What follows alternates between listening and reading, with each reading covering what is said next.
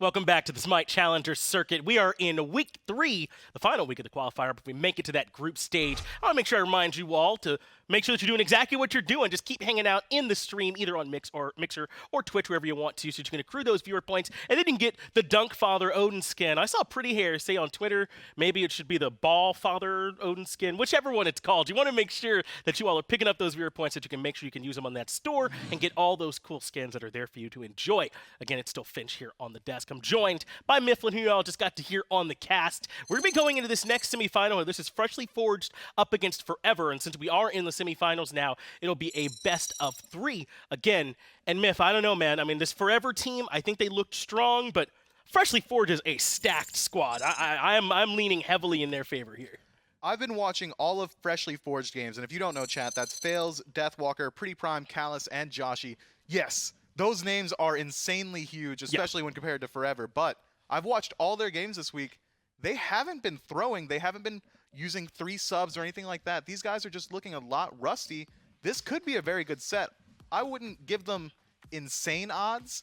Like, you would think just off names it'd be 9-1 favored Freshly Forged, but I'd give it maybe a 6-4 favored Freshly Forged. Yeah, especially if MastKiII and Delaware keep playing the way that they played in that set that we watched earlier on today, man. I thought that he looked great. MastKiII in particular on the Mercury, I think is what he played in the jungle. He really got them off to an excellent start. Delaware looked excellent from what I saw too. It's just a question of, will we compare the body of work, right? I mean, it's hard not to fall down the side of Freshly Forged. I mean, if you all closed your eyes and then saw that roster on your screen and thought it was SPL, I would totally understand where you're coming from at that point, right? That's how strong the caliber of all these players are. But it's kind of to your credit, Miff, if you're not constantly practicing at an SPL level, you know, if you're not constantly competing at that level, maybe some of it can kind of drift away. And I imagine for a lot of these guys, this isn't the same as playing at the SPL level for them, right? You almost wonder if it does feel that kind of same level of impact there for them too. So this will be our chance to see how they come out and they perform for us. It is certainly punching down, right? But if you're not punching at eye level, it's not easy to throw, you know, put your shoulders behind it. Especially if that's a bit of a Hajino Ippo reference. We've been watching a lot of boxing over here at the cast. But Freshly Forged, I still favor him, as you said, just not as strongly as you might think based on the names. No, I think you're right to say that Freshly Forged maybe haven't quite looked as impressive as you would have thought. I mean, as evidenced by the fact that we're here in week 3 and they're still playing, right? A lot of the other teams, Belt Slap kind of come to mind. They've already taken care of business and moved on. You don't have to play all 3 weeks if you qualified those first 2 times out. So certainly some question marks. We'll see how the guys perform as the picks and bans for game number 1 are ready to kick off now. And I don't know, man. Are Heimdall and Persephone going to be making it through unchecked to the picks and bans here? You seemed like maybe didn't think it was that big of a deal, but you're certainly making life harder on yourself when that's how the picks and bans go, I think, than they have to be. I think that Persephone is a higher value pick than Heimdall. I really don't value Heimdall myself personally. I think the nerfs, rather, have been very effective. But he is a newer ADC. We don't know how to play against him as well as we do, say, an Artemis that's been out for 7 or 8 years. Sure. So maybe just take him away because you're uncomfortable with the matchup rather than just his raw strength. And another thing I want to ask you about this Forever team, it did seem as though there was some late game decision making that was a bit lacking from them, right? They really got stalled at the Phoenix. It felt like they weren't able to kind of figure out that base siege very much. That's something that a team like Freshly Forged, they're really going to make difficult on you. That's something that SPL teams and teams with this kind of experience know really well, how to kind of stretch those late games out and find their windows of opportunity. What's kind of got to change for them in that area in particular if they're going to beat a team of this caliber? We need to see Forever bring a level of confidence that we haven't seen yet. Sure. I think maybe the nerves are a bit off now that they're not really competing for that They've group stage qualified spot. now, right? Yeah. The nerves are off. They don't need to play as cautiously as they have. But I would be incredibly nervous playing into this roster, so let's hope they can make the adjustments that they need. Well, no Persephone this time, no Camazotz, no Yamoja. The ban's all fairly standard. Heimdall is open. We just saw Coast have a pretty good game on him, but as Myth has said, maybe not quite as highly valued as he once was. So Forever in that first pick spot kind of have their pick of the remaining litter on where it is they'd like to go. They're going to select the Xing Chen, been an extremely popular support pick of late, tons of HP 5, feels very difficult to try and lock down and kill to commit on, and can occasionally make game-saving plays by throwing 4 people back into your Titan. So yeah, Xing Chen pretty good. Any form of displacement that can affect 5 members in a huge circle is going to be good. We see it in Hanbaz, we see it in Odin, we see it in Xing Chen. These huge circles are potent, as well as the fact that you said earlier, that double jump not only makes it hard for you to confirm a kill onto him, he's going to get into your backline pretty quickly. He is, man. Xing Chen, it can be hard to lock down at times, so certainly a strong pickup here Forever.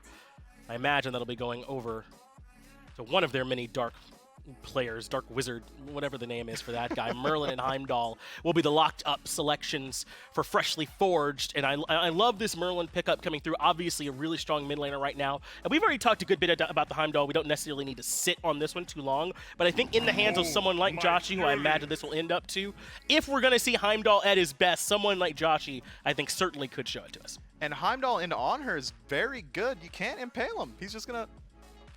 Yeah, you gave us one of those on the desk earlier. This was slightly different. You got one more horn in you, I guess? One more? I've got a couple. We'll let them come naturally. The year, yeah.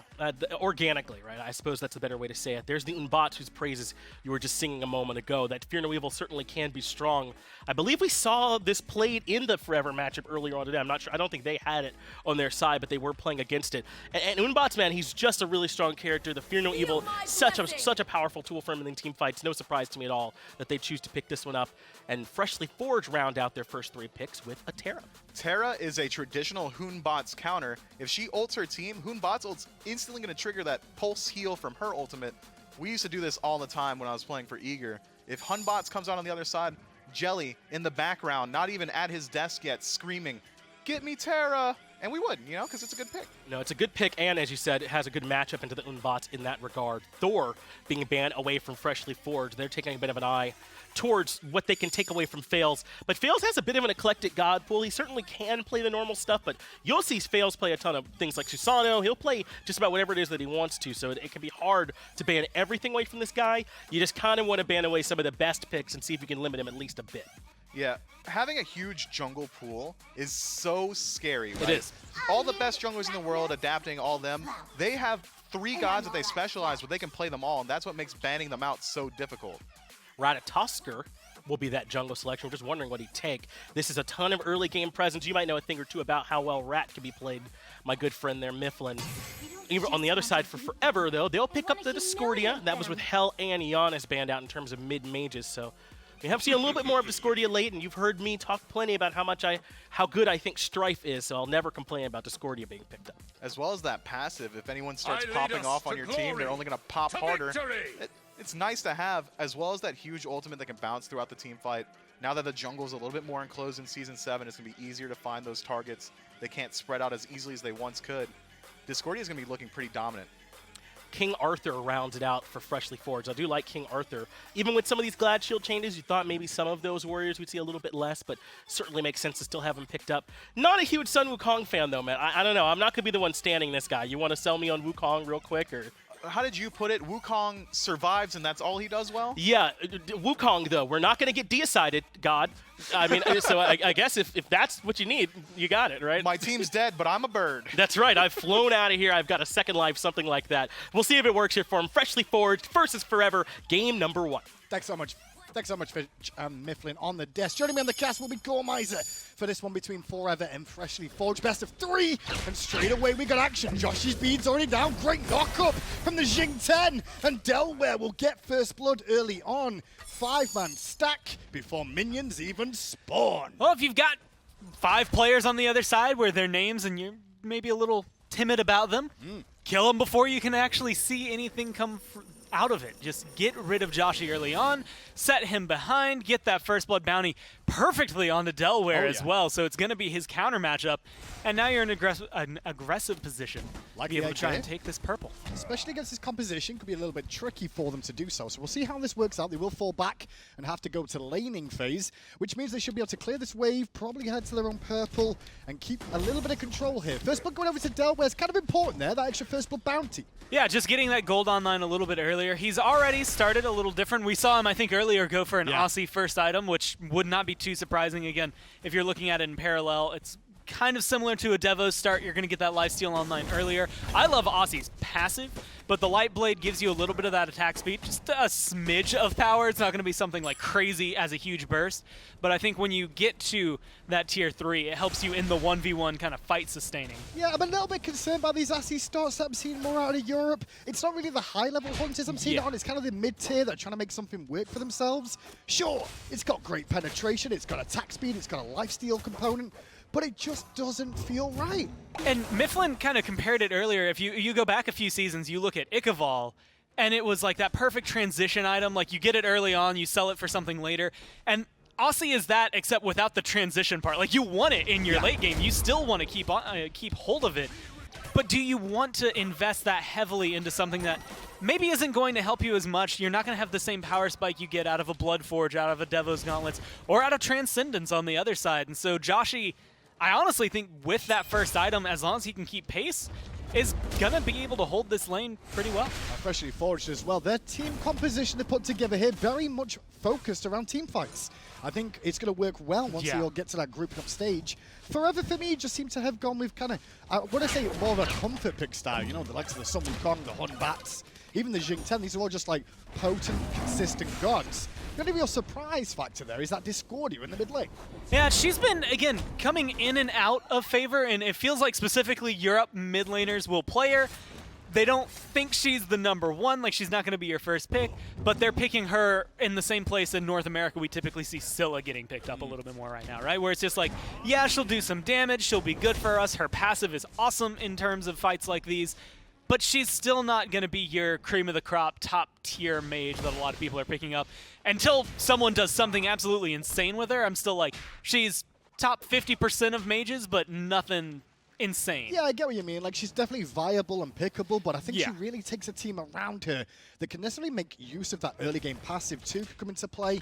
And that's basically to do with the player damage that you do. Whoever's top of the charts in your team in terms of player damage is going to swing you a little bit more. So right now, Hun Batz. It's going to be the Hun Batz, so it's going to give him a bit more clear and also a little more poke potential. And that's helpful for ganks too, right? Like, you come through, you have this guy who can swing a little bit harder to help give your team that little bit of an edge.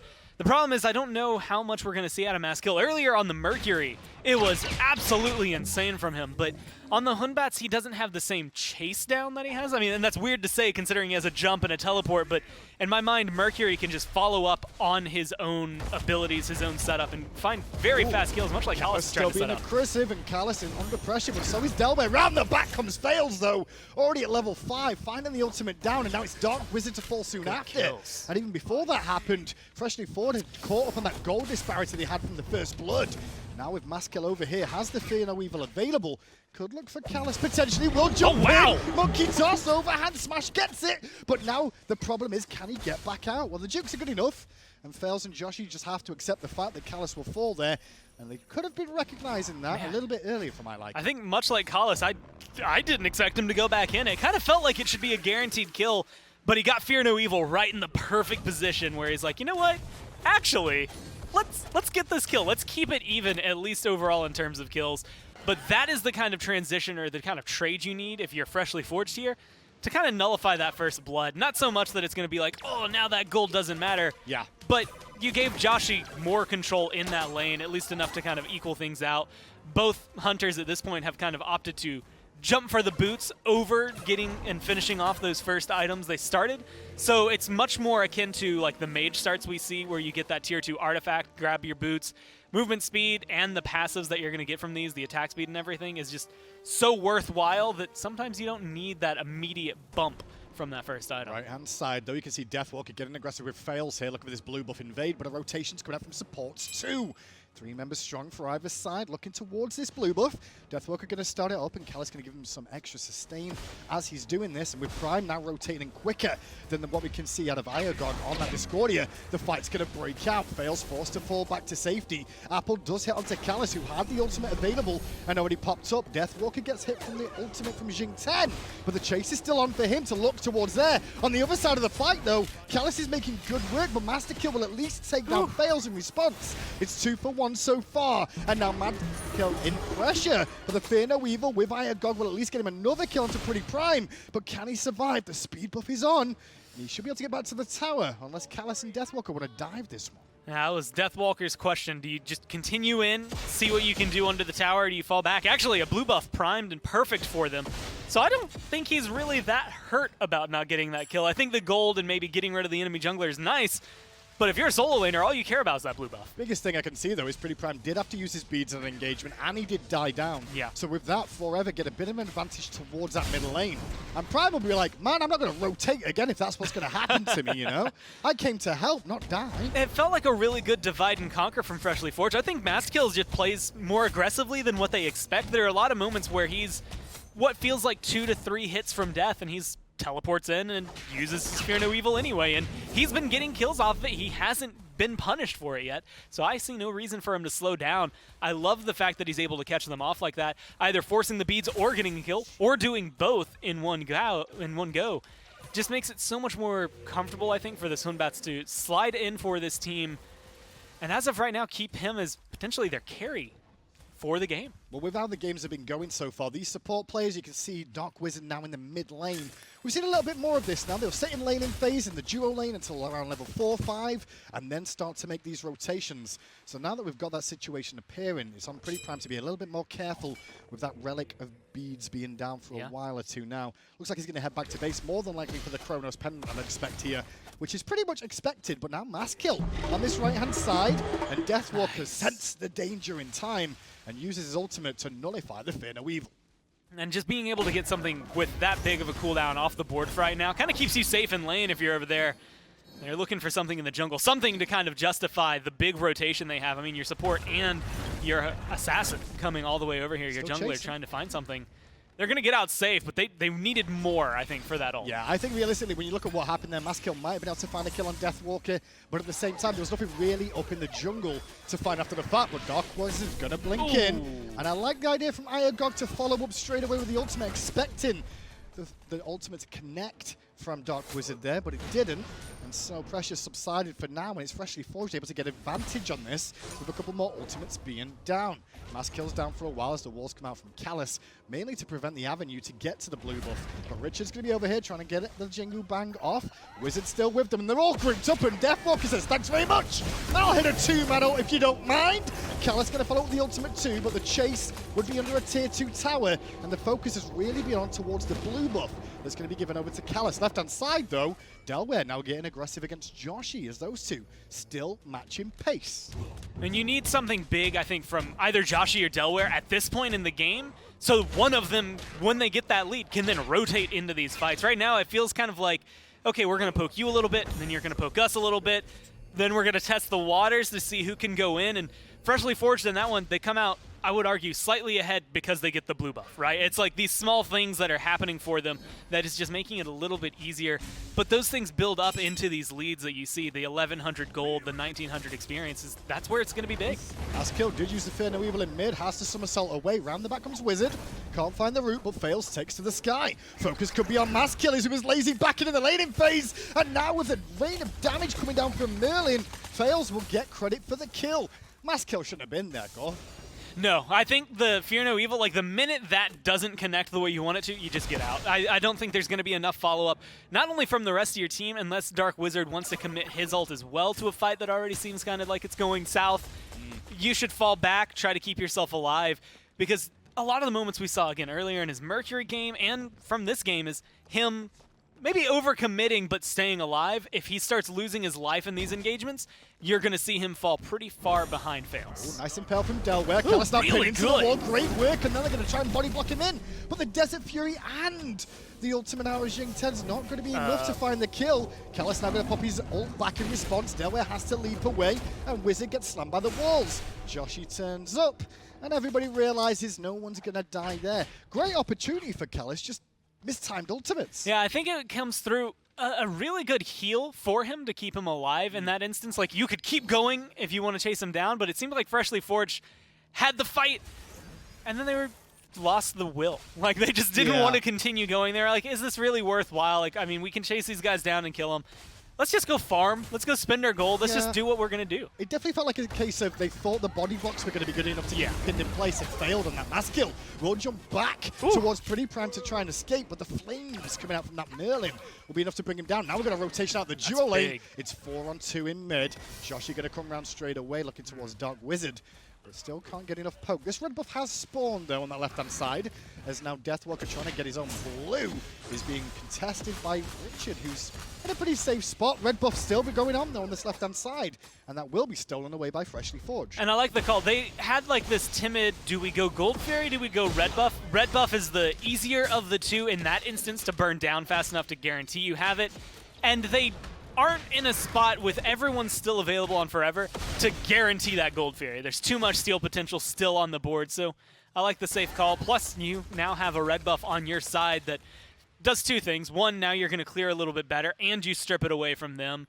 And it's those small victories that keep cultivating this lead that, at the end of the day, is getting just bigger and bigger. It was 1,100 before. Now they're sitting at 2,000. It's just slowly but surely growing. And gold we always keep an eye on, but in the early game, it's the experience. Yes. And that's 4,000 as well in favor of Freshly Forged. So second relics are a little bit more likely for the side of Freshly Forged at this moment in time. And you can see Freshly Forged still happy to keep trying to get aggressive towards this mid lane, but it's Callus a little bit far forward.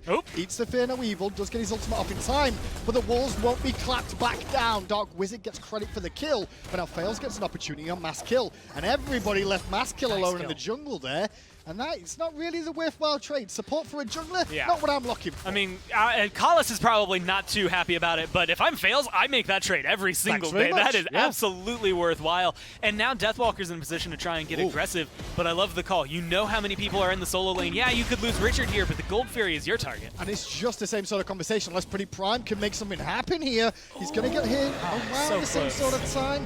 Lower mana has to be careful. Might be able to get aggressive on poor old mid laner Discordia, who has no mana and chose to path away from a team back towards mid. Full on punishment, but Prime out of mana will have to give up the kill. Left hand side though, aggression out of Joshy now. He's already forced out Dark Wizard, and now he might be able to get a solo kill on Delware, but a great up down from Delware will buy him a moment, not long enough though. Transcendence power too strong. And that's just good calls, I think, from Freshly Forged all across the board. Yes, you're going to lose that Gold Fury. I like PrettyPriMe. He was almost ready to steal it, but couldn't quite get close enough to feel comfortable throwing an ability out.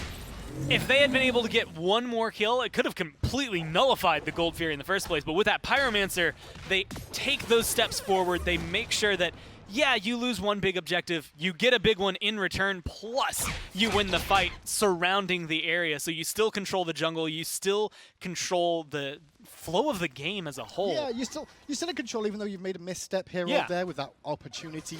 Forever, though, recognizing that. Good notice for them as Wizard gets aggressive in mid lane again. Prime gets aggressive with the Blizzard on the ground as Callus won't find the walls. With Faeles knocking on the door again, he's rotating around to this right-hand side, and it's Richard that's just constantly been under the pressure by Deathwalker. And underneath his tier 2 tower now forced to ult. Faeles is here, as is MastKiII. And MastKiII loses out that trade at only level 11 right now. Doesn't have any beads in tow to try and turn that one back around. I mean, you were mentioning the experience earlier, and that's the biggest one. There's a 2-level gap between the junglers. It's causing a lot of disparity, even in the mid lane. I mean, you can't have iagog doing anything because he doesn't have the pressure from MastKiII. We'll keep an eye on Faeles, trying to wrap around the back. All 5 members now starting to group from Freshly Forged towards this middle and right-hand side. Tier 1 tower will be focused as Forever try to limp back to defend it. Too little, too late. MastKiII blinks in. Fear No Evil onto Callus, but Callus gets a big old heal straight away. And it's Joshy that gets the kill on Wizard. Delware still in the laning phase on that left-hand side. And with Joshy being here, it causes more problems. Now with the Sun Wukong without his ultimate, the dunk after was beautiful. And Deathwalker gets credit for the kill. Joshy now wrapping around the back with that vision. Will drop down the extra damage, but won't find it. The basics will be enough, though. Attacks to the walls, and Joshy gets himself a double. I guess if you're on the side of Forever, though, at least you can be happy Delware, I guess, got a tier 1 in exchange for that. And he's really hoping to push this tier 2 fast enough because in mid, at least on the side of Freshly Forged, they're poised to be able to find one. In solo, they're definitely going to be able to find one here. And so trading it out, ideally, is your circumstance, but PrettyPriMe backed and is here to defend. And it's just a tricky situation then for Delware to continue that. This tier 2 in mid, though, is being defended for now. Joshy, surprisingly enough, didn't have any minions with him to really get the damage on.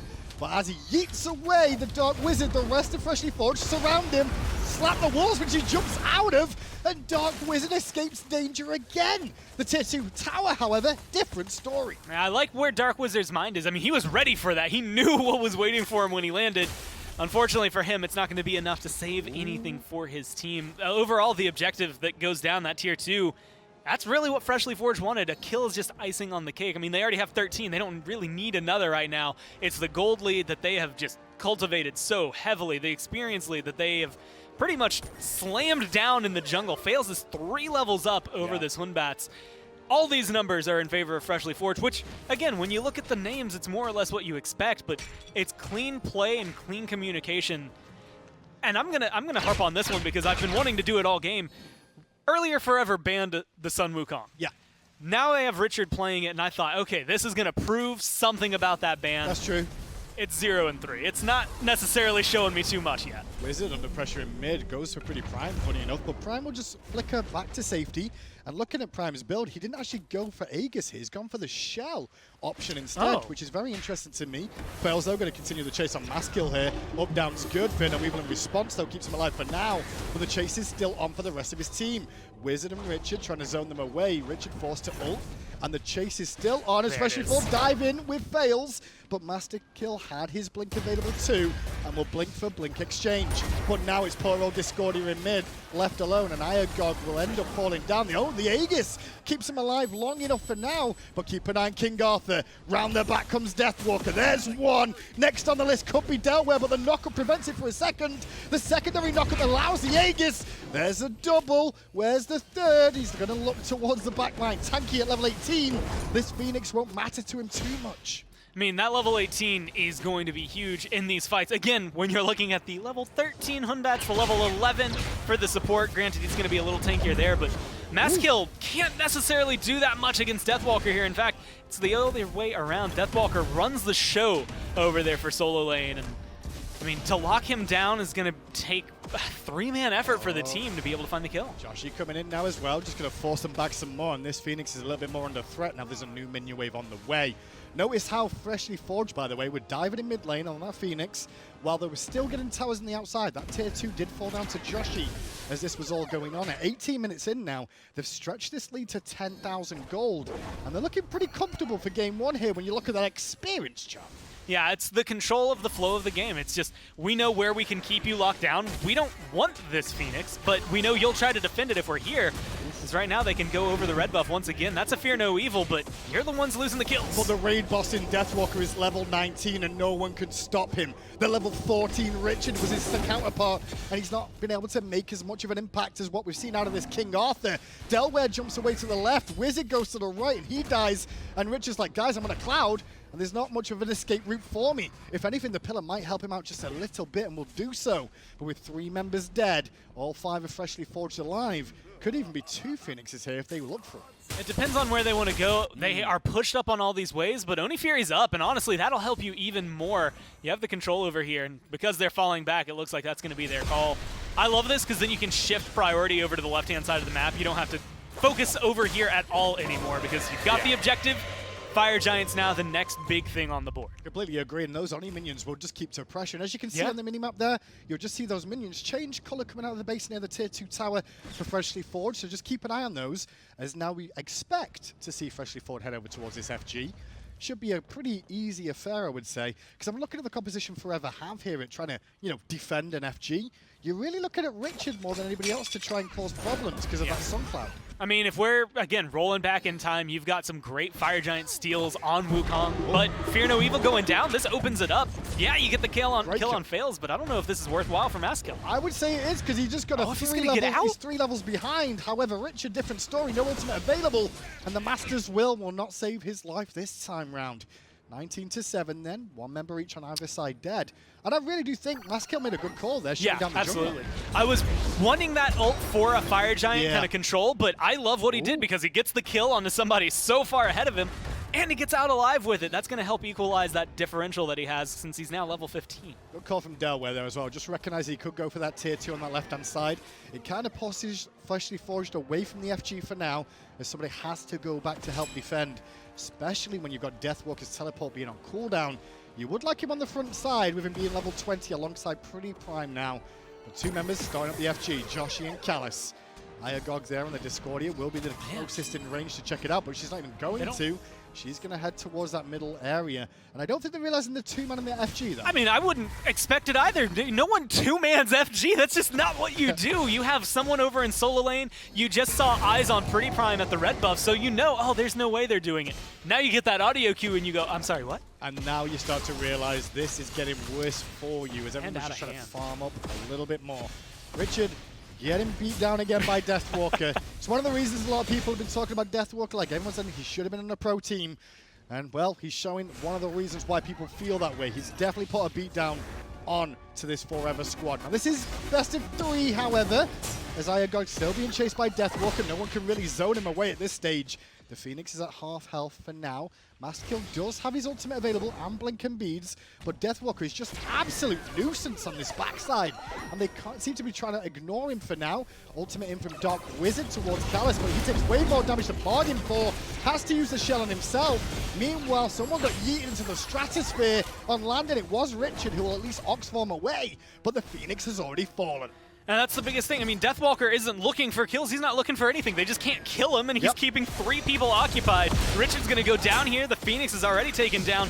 Deathwalker now is in a position to get a kill, and I mean, he's just cleanly running through this backline. He's been sitting in that base for 30 seconds, and no one's been able to do anything about it. Go start of this game as we watch MastKiII probably fall down again here. I mean, beginning of it, Forever had a really good idea with that 5-man group on the left-hand side. They gave themselves a lead, but from that moment onwards, Freshly Forged went, no, you know what? We're going to step it back up now. We've woken up. They got caught sleeping at the start, and since then, it's been all Freshly Forged. I think that early game goes different if that purple buff is able to be taken away. Like, you get a little bit more of a lead very early on, and you can maybe control that dual lane a little bit better. But they got the single kill. It didn't really turn into much in terms of where their gold went. In fact, pretty soon after that, the gold lead went immediately in favor of Freshly Forged, and that was all they needed. The experience was heavy as well because they kept taking away the jungle camps, and at that point, you had almost nothing to grab onto, to latch onto to try and stay in the game. With that game, though, when you look back at what Forever did, what do you see you want them to try and change for game 2? I just want them to be maybe a little less aggressive. Read the fight a little bit better before you jump in. There were a lot of moments where it just felt disjointed. You have Hunbatz going in for a kill, and maybe or maybe not walking away with it, might be trading out his life just to try and get back there. And a lot of moments where it just felt like they wanted a little bit more and they bit off more than they can chew. If Freshly Forged has that control, you have to win the fights on your terms. Find it in a Phoenix defense. Don't try to fight them at Fire Giant. Game 1 in the books. It's all Freshly Forged. Will they close it out in 2? We'll find out after this break.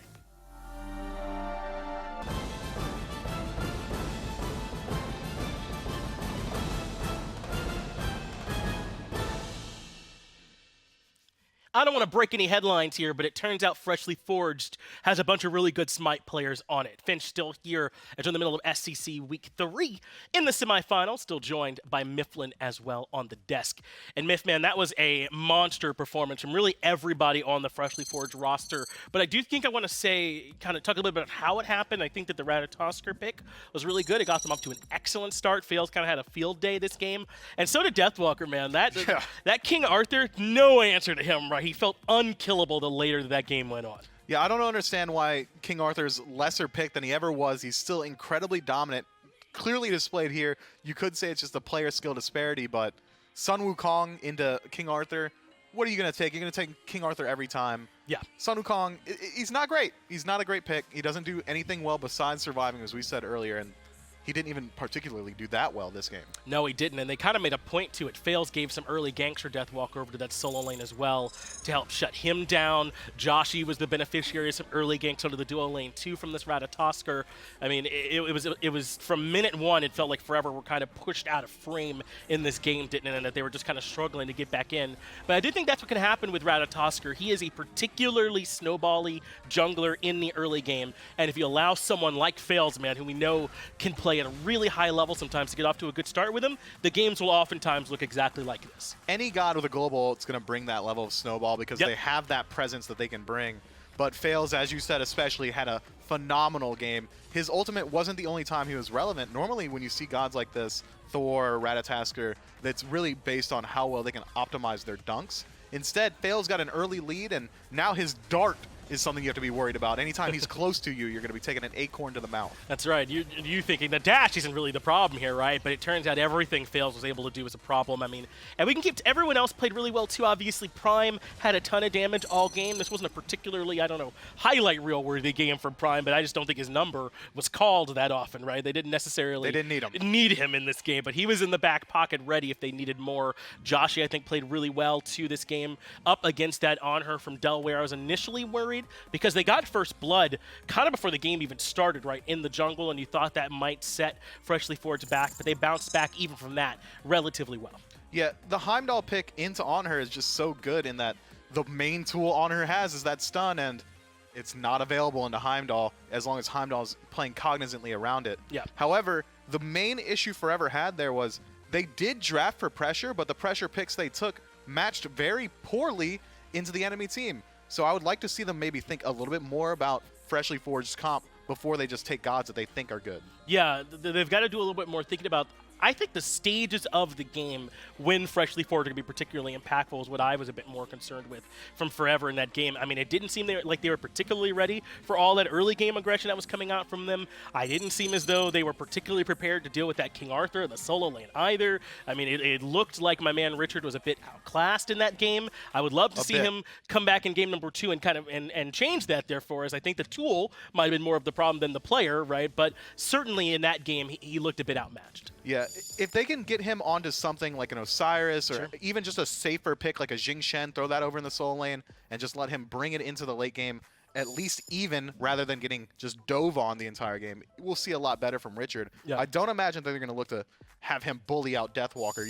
Not many players can do that full stop. Exactly, I agree. That's very rarely going to be a winning strategy up against Deathwalker, who I think could walk into the SPL tomorrow and be a top 3 solo laner. So certainly you got your work cut out for you up against that guy, I'd argue. But we're into the picks and bans now for game number 2, which could easily be the final game. Remember, these are only best of 3s. And with the way Freshly Forged played game 1, they certainly look dominant. But Forever showed us they've certainly got pulling to play with too, so we'll give them every opportunity to try and get back into this one. Kuko Khan, Morgan, Odin all banned, fairly standard. Yemoja, Heimdall, Persephone, fairly standard. They do choose to ban away the Heimdall this time, though, so they don't have to worry about it. Yeah, that might play into the fact that I said it earlier, he's not that powerful, but if you don't understand how to play against him, he's gonna, dunk on you a little bit. And we saw that there every time Onher threw out an impale. My man Tootaroot it away. And that's exactly what's going to keep happening. You need you like that horn? Uh-huh. I'm going to back you up while we're still live on camera, so we'll talk about it later. Camazotz, though, obviously very, very strong. We love that sustain in lane for him. A real bully right now, and when he's up in the ultimate, it's hard to peel that damage off. But I like this already so much better, right? This Osiris for Forever, much better in lane, obviously, and then the team fight impact way better with the Sun Wukong too. Just a stronger pick in literally every category I think that you can name, so I like to see this. Yeah, Osiris outclasses Sun Wukong in every category, as you said. However, Camazotz is an insane bully. He is. And I think, dedicating a ban to keep Deathwalker away from Camazotz would have been wise. Instead, they elect to pick up the Osiris, give up the Camazotz. Hunbatz is going to be a pretty safe pick, but again, Terra directly counters Hunbatz in that his ultimate damage is going to be negated and then some with the heal coming out from Terra's ultimate. Thoth, a little bit safer in the mid lane. I do like that from Forever. They were getting bullied through the center of the map, and the center of the map is where most leads really start to accumulate. It is. I mean, we saw it in Forever set early on in those quarterfinal matchups, right, where the Hunter lane was even, and then they rotate into the fight, and the rest of their team is behind. So often that's how it goes, right? It's not really those side lanes that super dictate the pace. It's that mid 3v3 more often than not that really determines which team is going to come out ahead. So another Merlin there for PrettyPriMe, another Terra for Collis. That is another thing I'll mention. I am a bit surprised that we're seeing Collis on this much Terra. He was much more of an aggressive support player to me when he was in the SPL. Things like Ares came to mind a lot from Fafnir's, but certainly played the Terra well too, so I won't complain. King Arthur coming out again. I mean, can't fault him, but that means Camazotz going to go towards the jungle most likely, and that's a little bit interesting. Camazotz more at home in the solo role. Not to say that he can't jungle, he absolutely can. His jungle clear is going to be really good with the AoE auto and the 1. However, King Arthur going to bully out Osiris? Probably not. I favor Osiris in that matchup, whereas Camazotz would have maybe had the 6-4. Now it's closer to a 5-5 or 6-4 favored Osiris in the lane.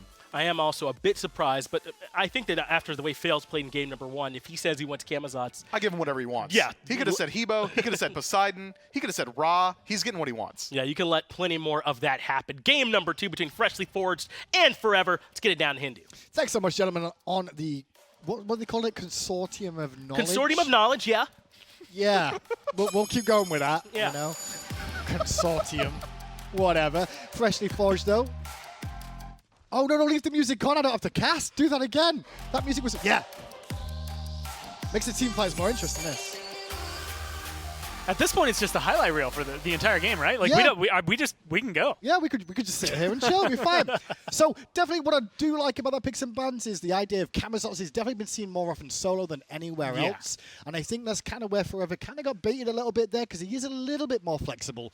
But I think some of that go is actually down to just how Freshly Forged feel in terms of confidence level, right? I mean, the fact that you have someone that as an assassin can flex between two roles, and I mean, depending on what you've seen, we've also seen people running assassins as supports in the past, so it's not too outlandish to think, man, he could go over there as well. It's just the flexibility they have to pick it up that early and just be like, okay, cool, how do we want to run the rest of this now? Well, Richard taking this fight 1v1 against King Arthur when you know there's going to be a Camazotz on the way. Might have bitten off more than he can chew here against these two, and the chase is still on. He will fall down for first blood. He was trying to delay the blue buff start, which I understand, but there's a point in time, Gore, that you have to go, okay, I've done what I can. Yeah, there's a big point where you just say, wait, I know rotations. I see where my jungle is, and it's going to be here soon, as right now Dark Wizard's under duress. Up down from Joshy, in place Callus with the shell. I think he planned on taking that tower shot there with that dash more than anything else. But another kill for them. Meanwhile, mid lane Prime at level 3 so far, because Faeles hasn't even had to come over just yet. And I do want to note, Faeles did start off with the Hand of the Gods consumable this game, just in case he did get invaded, which wasn't really looked at. But I do like the idea behind it. Well, I like it because it's that perfect flow of, if we get invaded, I have something to secure. Yeah. If we don't get invaded, I clear this camp a little bit faster. No matter what, it's a net positive for me. It's 100 gold that you have to spend to get it, but at the end of the day, you're not going to notice it, especially if you get good rotations or 2 kills at the beginning. Oh, that's disgusting. Joshy just threads every single shot. Now, though, MastKiII does at least get him with the somersault after the blink, and the overhand smash will make him pay. Joshy ends up falling down there. And now with that, the next question is, what happens here for Callus? Actually, that kill went to Dark Wizard. That's why I got confused, because it's the Serqet support, obviously. Yeah, it's going to be difficult. I mean, 2 assassins up against you. You're looking at how do I clear. Terra's not bad at it, but that's a lot of control. They're just going to taunt him around. That's a good dash, though, to get him out of there. Maybe Dark Wizard can get in range, though. Not to be is the answer. Both with about the same amount of movement speed at this point in time. But I love the little trickery there. Callus was, you know, being baited by the lazy back by MastKiII. We saw him earlier on where he did do a lazy back and he got punished for it. That time, it nearly paid off for Forever there. Freshly Forged now in still a comfortable position as we tune back in with Richard now at level 3 up against Deathwalker, who gets that Totem of Coup.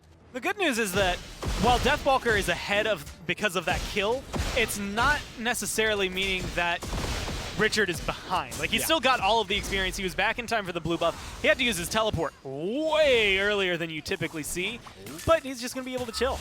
Prime under pressure in mid by Dark Wizard, but now Faeles pressuring onto iagog, who was just trying to follow up his support. And Dark Wizard can't do much after using his whole kit on PrettyPriMe. So Faeles finds himself a free pick. Deathwalker, though, trying to defend his own blue on this right-hand side, having a bit of a tricky time about it. Going to try and wait it out and look for the opportunity to steal it away. But now Deathwalker under pressure himself. Underneath his tier 2 tower. Does at least give as good as he gets. His health pool is dropping. He's out of potions, but here comes a rotation. And that's exactly what he wanted. He wanted Faeles to come over. He wanted the control. They don't care about the buff right now. They care about the kills, and MastKiII is in a bad spot. So is Richard. But MastKiII will at least get the kill, so it's both Solon and is dead. And Faeles is so close to getting the kill. MastKiII would rather give the idea of that kill to Deathwalker than Faeles. How do you feel about that? I think he was really hoping the timer had expired by then, and that was supposed to go to the tower, but it goes over to Deathwalker, which honestly might hurt them more. Yes, it keeps you equal in the jungle, although right now you're still a level behind, but Richard is a level behind and 2 kills down. He spent a lot of time dead. He doesn't have his teleport, and it's just not been enough to fully equalize, I would say, over there. I think it's going to end up causing trouble late game. Blink in, ultimate use, beads on cooldown for Prime, as you saw just at the end. But is that going to be enough damage for the kill? Is the blink going to be enough? No! He's got enough health. 6 is like 5 more than you need. No problem. I'm going to have to live in that moment. PrettyPriMe, I can guarantee, is so sure of the fact that he's living there. I am never sure in that moment that I'm living there. I am freaking out. I honestly might even think I'm dead already and just like, oh, I'll open the store. I'm going to go ahead and start buying items already. I agree with you. I mean, if he steps forward there, Minion could have potentially killed him if he wasn't too careful. And we've not really had chance yet. I think Richard could end up falling down there, but he did use his ultimate to get away for the time being. But I've not spoken too much about Delaware and the fact that we've also got him playing Thoth and also Poseidon in mid. There's a lack of ADC on this team. I had thought that Poseidon was going to go to the long lane. I thought they'd be swapped because it's not something outlandish. We've seen it in the past. Sure. I'm going back to like Snoopy playing Vulcan days. Like there's been times where some people just like to play mages over there. And last season, mages were huge, but up against Joshy, it's going to be a difficult matchup for the Thoth. The Benny Hill music for Delaware as MastKiI's going to distract Faeles and PrettyPriMe. But after the dash, Delware's also been isolated too. MastKiII will fall down to Prime, and now Delaware is trying to get away from anything, looking for an exit strategy, and he's not going to find one there. Wizard actually abandons him 2 on the tail end, so Freshly Forged is getting another 2 kills. The blinking from Faeles. Nice little tidal wave back there from iagog, just to survive for the time being. But this is getting out of hand quick in favor of Freshly Forged. And right now, Freshly Forged, they're not backing off. They're still hanging around, looking for anything to strip away. It's ultimately going to mean that red buff, which is going to hurt Poseidon even more. Realistically, what we just got, I think, was a really good lesson in the theory of jukes versus the application of jukes. Yep. If you run where they don't expect you to run, that's usually a good idea. But if you're Delaware and you run into the other 2 members of the team that are around, you're not going to walk away from the fight alive. And right now, the 8-2 kill lead, Freshly Forged are doing more or less what they were doing last game, just expedited at this point because they didn't lose that first blood. Doug just showed you that Deathwalker knew that ward was there. He had a ward down for vision of that gank, and it worked out beautifully. That's the power of this new relic that you get at the start of the game there, just giving you a little bit of a ward option for a few seconds to keep an eye on things. Called the vision charge, so you all know. But can be upgraded at level 12, and a lot of people now starting to realize you can do that thanks to the flashing signs. Now that we have the giant upgrade, hey, please sell me. Don't forget. Not level 20 with your vision charge, which was it was really fun the first week to be able to harp on people for still having that, but I do admire where things have kind of escalated. Muscle memory, right? Yeah, I mean, you're not going to purchase it. You see something that is blue there. In my eyes, that's, oh man, I have my beads. Wait, no, I just put a ward down in mid lane. Something's gone wrong here. Well, either way, you stayed alive, and well, it's good vision until you're level 12. Forever just trying to soak up this purple buff with iagog rotating over. Trade with Joshy. Joshy falls to beats and blows up Dark Wizard thanks to the help of Callus, who actually gets credit for the kill off of that one. But it did cost Joshy's beads at the bare minimum. Level 6 now for Delaware underneath that tier 2 tower. And they're still getting aggressive here looking for a pick. But Delaware might be able to punish them for it. Cancel that, says Callus. I'm going to delay double kill for myself as now Faeles rotates over to stop MastKiII from trying to find a turnaround kill, and he's forced out of his own side of the jungle. And ordinarily, this Serqet support is going to drive your lane to success. I mean, the whole idea is I have an assassin over here. We're just going to be super aggressive, fight you and burn you down. And Dark Wizard's just been getting caught out. His ult has been really good in some moments, but comes up short to kill PrettyPriMe. Doesn't do much at all there against Joshy. Ooh, nice little back jump from MastKiII towards Callus, but Callus with the root Fear Weevil does connect, and Callus under pressure now. Dashes away, but dashes into the enemy territory. Now forced to use the shell. Kraken comes out from iagog, gets 1 and Prime 2. The burning flesh from those flames from Prime is still causing problems, and that's going to allow Faeles to get to the sky and look for the pickup, cleanup kill. He will find it, but he'll eat a ton of damage, and you can just see how much sustain he's got. I mean, being able to come through, live through all of that, now he has a little blood pool, he can sit down in, regen everything he needs. He's still very much in this fight, and honestly, if I'm Dark Wizard, I'm a little worried. Yeah, it's only a 1-level lead, but Faeles does not seem to have a care in the world. Joshy just came around there but couldn't find the axe at the tail end, so Wizard will survive for the time being. Build options, though, as we're looking through there, you can see Talaria boots picked up this time for Dark Wizard to make sure he's got a bit more mobility. Yeah. Both the supports going towards the Thieves. And funny enough, reinforced Greaves for Callus. We don't always see that too much either. It's definitely useful, but it's really for dot damage more than anything else. I think the dot damage, but also, I mean, CCR is nice. 20% on top of that is going to keep you around, specifically against someone like Dark Wizard in that lane. Your taunt not affecting him as much, the ult not affecting him as much. And since most of the time we see the rotations to mid lane, it makes that Whirlpool, the Kraken, all a little less potent. Well, multiple members from both teams heading to this right-hand side now. And the focus is going to be on Prime, who made the rotation. Kraken's out, but the Kraken didn't really hit anyone of value. It's Richard that's going to leap away, and Deathwalker can continue the chase and find the kill. Faeles now looking at iagog, who doesn't have a relic available. They don't want to dive this tier 1 just yet. Prime, however, is over here to kind of bring these minions in and allow this gank at iagog to be more successful. Callus will barely survive there underneath that tier 1 tower dive. These health bars are very low multiple times on Freshly Forged, but they're just not dying all that much. I think that's the biggest note. Freshly Forged, they're killing everybody, much like that. Delaware goes down one more time, and they're not sacrificing much to do so. They get to 400 health, and, well, or even if you're PrettyPriMe, you get to 6 health, and you just kind of shrug it off. Blink, Fear No Evil, Flicker in response will give him enough room. The somersault's good, the monkey toss isn't, and the basic attacks will be enough to allow the tower to make it a 1-for-1. I give that to MastKiII. I think that's worthwhile. Yeah, it sucks that you die there, but I mean, hey, you're 2 levels down on that True. mid laner. You get rid of the Merlin for a little bit, which ideally helps iagog get back into this fight, but this Poseidon is kind of just barely staying afloat. I also think it's a nice little scalp to take with PrettyPriMes, right? I mean, he's been to a couple of World Finals before. He's had a pretty good SPL career, so at least you've got a credit of like, hey, I got casted once, getting a kill. I didn't die for it, but still, you know? You are Prime. on screen killing a prior world champ. That's all you need ever at any Almost point. world champ, Almost yeah. world champ, right. He'll get Asterisk upset on about that it. one. Yeah, close. MastKiII wouldn't get upset about that one. He'd love it. Not at all. Fails, though. Gonna... The funny story I have is the minute Zapman won Worlds, Katie sends me a message, a text that just says, I've soloed a world champion. And I'm just like, that's... Yeah, but I don't like that she can hold that over me. Who hasn't soloed Zapman? That's the difference there. I mean, over 7 years, I'm pretty sure he's been soloed by everybody. Yeah, I mean, there's a certain It's not an point... achievement, you know? It's, well, you know, you stay for one more wave across 7 years, however many waves that adds up to. That's a lot of deaths. Bringing it back to the game, though, realistically, Delaware, this Thoth has not worked out. He's 4 levels down, he's 0-6. And honestly, this is one of the reasons why mages in dual lane can be susceptible. You put an aggressive hunter in there like an Ullr, you're going to have a bad time if he gets aggressive early and finds a kill.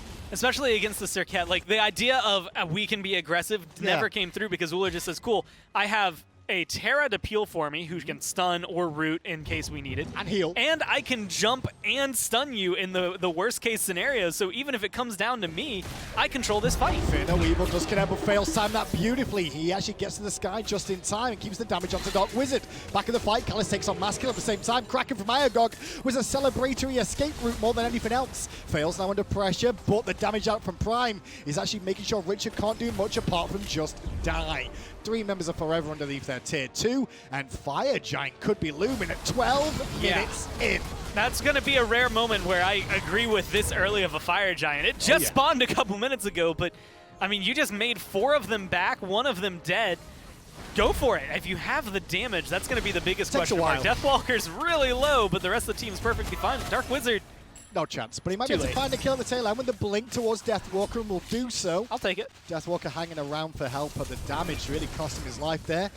But at the same time, yeah, I would take it if I was Dark Wizard. I wouldn't take it if I was Freshly Forged. Small mistake, as iagog now might be able to find another, but he can't find the tidal wave, and the pull was just a little bit too late. Now he eats an Ice Bolt, transformation happens, Wizard from the other side. Prime needs help, it gets it just now, but Wizard still aggressing on Prime, who's out of mana as Faeles finds iagog. Overhand smash does connect, but Prime is still alive. How much longer is he going to live for? Well, he's escaping the tether. The chase is on as Joshy hits an axe, and the damage comes through over the top from the arcane form. Prime survives, Wizard will not. Triple kill for Faeles. And that's just going to tell you this one's pretty much done. Yeah, I will give you credit. I think if I have a team that I'm playing against and they get Fire Giant at 12 minutes, I'm perfectly fine chasing a bunch of kills like that, but when it goes that catastrophically wrong for you, there's not a whole lot you can do. Granted, towers are still up. The state of the game, the only big thing is that Fire Giant and what it can provide, but there's not huge level changes, nothing that's going to signify, yes, this is going to be 3 towers down, no problem. It's going to be up to Freshly Forged to showcase what they can do with this early of a Fire Giant. I mean, realistically, for Forever, it's kind of tricky to get back into this for my liking. Yes. Especially when you think about the composition they've drafted here. For me, it's definitely on contesting and controlling FGs and Gold Furies, but you're so far behind already, you don't even get an opportunity to do that. I'm trying to go through my list of check marks to see what's still left, and admittedly, they're looking at ganks, 2v1s that can try to win them a fight, or defending your tower and hoping it goes the right way. Could be a 3v1 because MastKiII's over here as well, but there is still a tier 1 tower up for Deathwalker, who's getting aggressive. They abandon Dark Wizard, and Deathwalker goes, okay, fine. I'll take a kill. Remember, I just want to remind you all, King Arthur did get nerfed. PrettyPriMe under pressure from that Fear No Evil as Joshy 2v1s on the left-hand side. This has all gone Pete Tong. Richard still going to die as the threads the needle, does Joshy over the overhand. And Deathwalker still tanking up the tier 1 tower. Freshly Forged, it's taken them multiple weeks to get to this point, but at least they've managed to make it to the group stages now, starting to find some form, although it is against this Forever team that struggled. Yeah, it's going to be interesting to see, I mean, at this rate, how they do potentially in the finals if things keep going this way, which it doesn't have to go this way for long for them to have that amount of control. But also how they'll do in the group stage now that they've solidified it. I mean, this is that like stamp of, you know what, not only did we make it to quarterfinals, we deserved this spot. And we deserved it a couple weeks ago, but it took us a little while to get here. So now they're being able to sweep up everything. Fire Giant's still here for a minute. Kills are still rolling in by the minute, and they're perfectly fine keeping this rolling. One by one, they fall down like dominoes all over the map, but Callis and Joshy still hanging around. And meanwhile, Faeles is 1v1ing people in the solo lane as they spawn, is what I'm witnessing here. 10-0, by the way.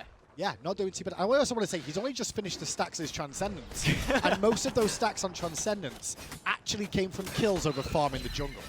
And it's just Insane. so good. It's just been so good from him. I mean, everything that specifically Faeles has been in this fight for, well, I mean, what, 18 out of 26 kills? He's been a huge portion of this team's control.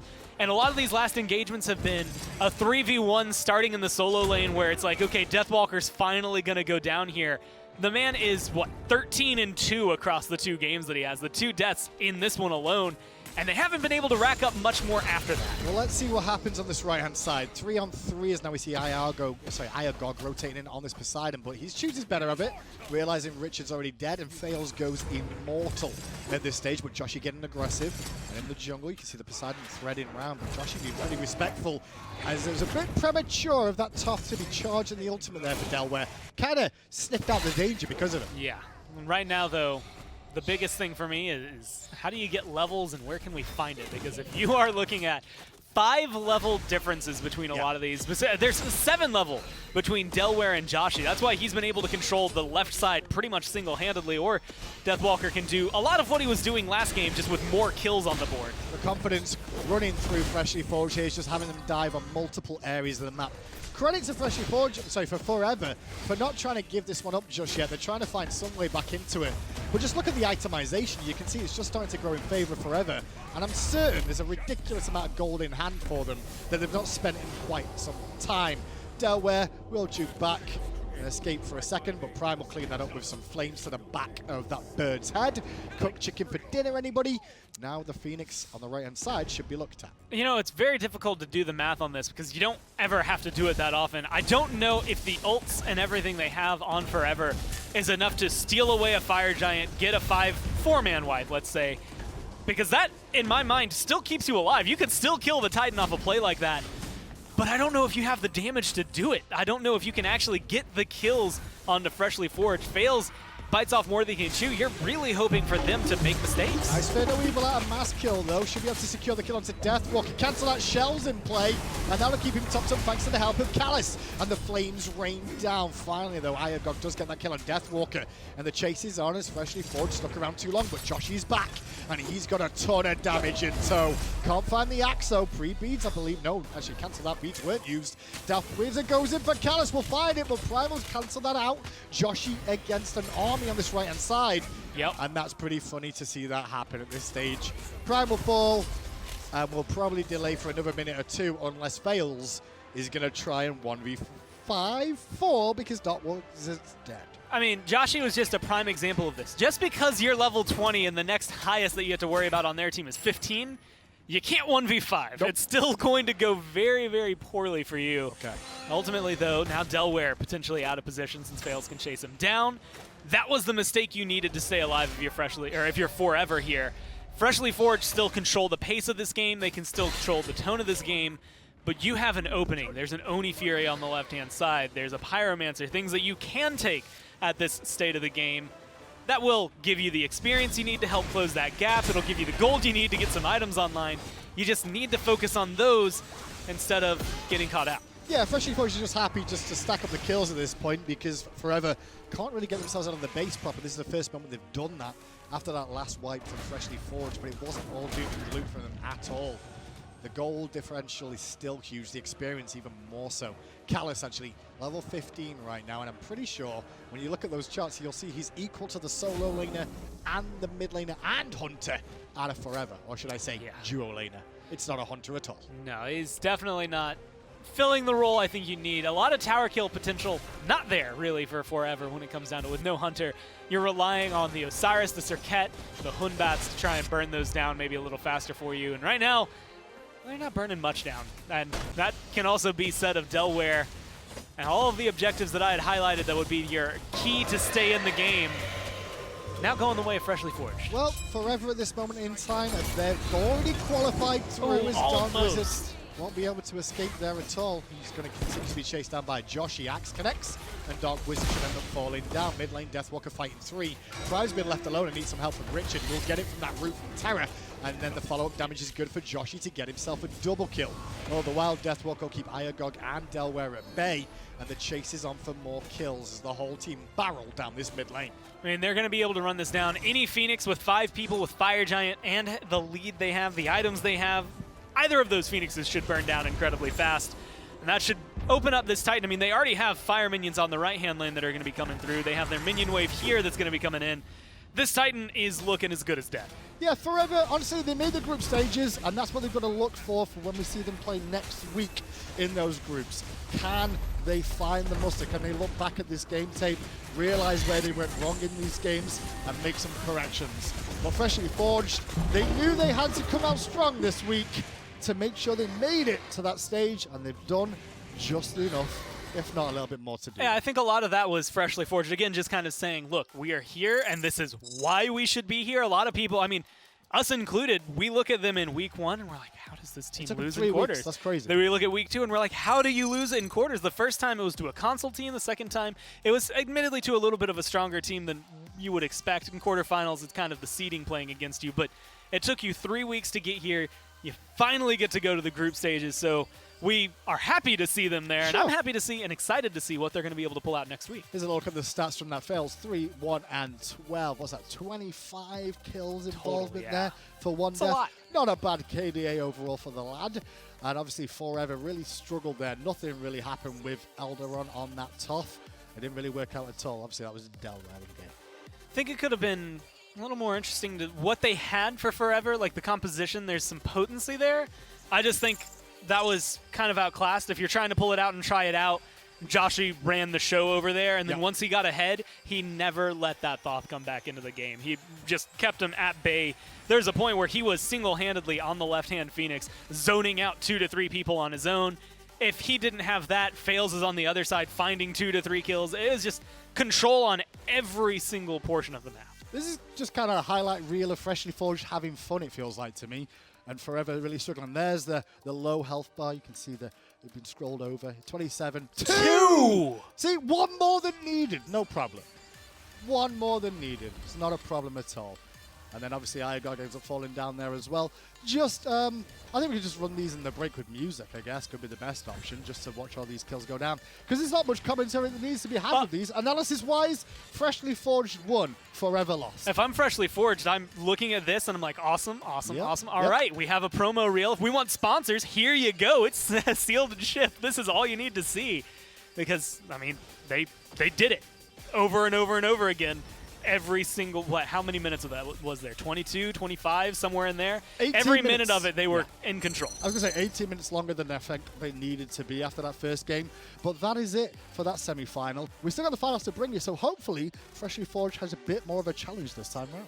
It'll be interesting. The other side of the bracket, 60 and Optimus Gang, it's a lot of big names over there. We saw 60 earlier. Optimus Gang has a lot of players that have been in the minor league scene for a long time, so I think either of them give them a pretty decent challenge. It'll be fun to see how Freshly Forged can hold up to that. Well, after the break, we'll be bringing you all that action. But it's the 29th, by the way, of February. It's a leap year. And with that, we've got yourself a little bit of a chance at some discounted options.